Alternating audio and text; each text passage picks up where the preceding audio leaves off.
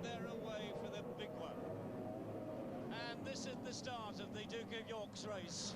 And who gets into the lead? Guess who? Billy Seabold already. Tom Percival is in second place. Kees van der Velden, the Dutch ex-world champion, is there. And surprise, surprise, left at the post was Bob Spalding in number 11. A very bad start there for the Ipswich driver.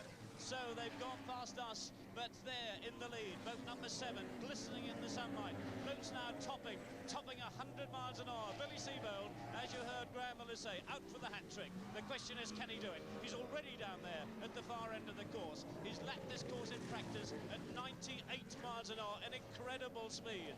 Top speeds of about 130. Here he is round the SS Great Britain turn, which we saw the Monahals taking earlier. And he's got all the calm water. That means a lot. That boat is flying. It's right on the brink. Look at that boat go. Seabold, number 7, Mercury powered, and hoping to make it the hat trick for this trophy, which is worth £40,000. So coming up for the first time to the grandstands, the crowded grandstands, the left-hander digs it in, power trim, presses the buttons to kick the engine backwards. Those engines are on a big power trim hydraulic tilt. They can tip the engines, that's how they get the air down the tunnel. And there's the tunnel between the two sponsons. The air is going through there at over 100 miles an hour. So it's lap number 2, and it's still in the lead. Boat number 7.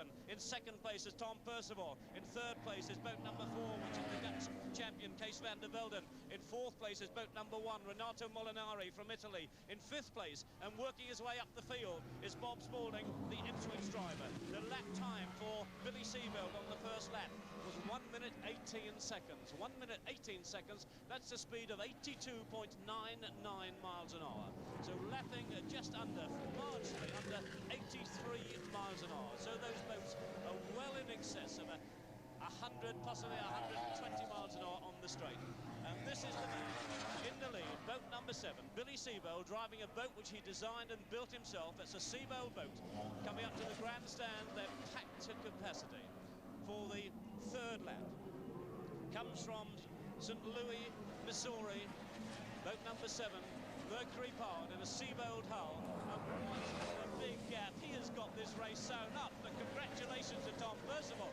Is Tom Percival there going up? Is in second place. Tom in second place. That's boat number 10. So we got a British driver in second place, although we got an American. Look at the lead this American has got. There's not a second boat in sight. And Percival only now comes out around the top, left-hander at the top of your picture. He has a lead of 16 seconds on the second place boat, which is still number 10, Tom Percival, who has a boat yard on the Norfolk Broads. So Percival in second place. In third place now is Kees van der Velden. That's the Dutchman who lives at Holland, a place called Boxtel in Holland. But there is the American round the Great Britain turn again. Power trim up, digging it. And coming round that left-hander, it's boat number 7, still in the lead, 16 seconds ahead of number 10, and coming up for the fourth time round the pits turn. It's still, that's the SS Great Britain, there's no boat around it at the moment. They are the second and third. The second place boat is in fact this boat, number 10, Percival, British driver. Tom Percival in second place, that's boat number 10, and third place, and Molinari. Renato Molinari is now trailing Percival. That's in boat number 1, and that's the shot which you've just seen. I think this is the leader, but we will follow, in fact, if we can, on the next shot, if we can pick the dice in second place. There's the leader. He's got it sewn up. Look at this. This is Molinari and Percival side by side. They're going away to the right. It's number 10 and number 1, and I think Molinari has taken Percival on the outside. That's the way they appear to me, but it's still in the lead, boat number 7. And I think Molinari is now up into second place, so it's America first. Molinari from Italy second, and the lap score now reads the fourth lap. This is a 25-lap race for the £40,000 Duke of York's trophy. Of course, it's not there for keeps. Billy is going to try and make it a hat trick. If you want to know what they actually win in prize money, this driver, if he comes first, will win the grand sum of £200 for coming first, risking his life on this extremely tight and dangerous circuit. Yesterday we saw an accident which involved a boat going over top of another one. The driver of that is possibly whether he's allowed to, but if he is, I'll say now, John Nicholson in the Bristol Infirmary, first suspected to have 12 broken ribs. It was found out in the end he only has 8, we were told. But John, if you can manage a smile, jolly good luck, and we've got this race in the bag. I'm certain you wish you were here, but it's not the case. We've got Billy Seabuild in the lead. We've got Molinari now second. We've got number 10, Tom Percival, is third. There's Percival now in third position, and the sunlight glistening through the rooster tail. It's like a big fantail of a cockerel going away to the top of your screens. And the pace really so hot. A lap time again of 1 minute 18, 1 minute 18, and that is a time of 81.9, all as near it 82 miles an hour by that driver of that boat, the yellow and black number 7, as he comes up to the packed grandstands, past the marquees, past the VIP areas, and they'll be waving everything in the air. This driver has not lost a race this weekend. We've been racing all Saturday, yesterday and today, and this is the man who came from the United States to say, right, I want to win the Duke of York trophy for the 3rd time, and by the looks of it, he is really out on his own. Let's go back to these particular boats. We'll pick up the middle of the road, as it were. It's certainly 7 is the leader. 1 is in second place, that's Renato Molinari. In 3rd place is still Tom Percival, number 10. In 4th place is the Ipswich driver in the red and white boat, number 11, Bob Spaulding. So, coming up to a quarter of the way through the race. Boats speeds here on the straight in excess of 100 miles an hour. Underneath the shadows again of the 2 large warehouses down there at the Cumberland turn. There's the high-level shot of coming into the right-hander. There's the dear old lady herself just passing the SS Great Britain, which was brought back to this country in 1970. Made, in fact, 32 trips to Australia, designed for Brunel, now being restored, and one day it'll go back out to sea again, I'm fairly certain. But there is a man who's going back across the sea to the United States, where, of course, the SS Great Britain made many voyages, but this time never as fast as this man, Billy Seabuild, from St. Louis. That's the leader, number 7, and a lap time now of 1 minute 12 seconds. That is 89 miles an hour. 89 miles an hour for the complete 1.7-mile circuit. So the old Mercury engine and the Seabuild hull really showing everybody a clean pair of heels. Renato Molinari, of course, in second place, driving boat number 1.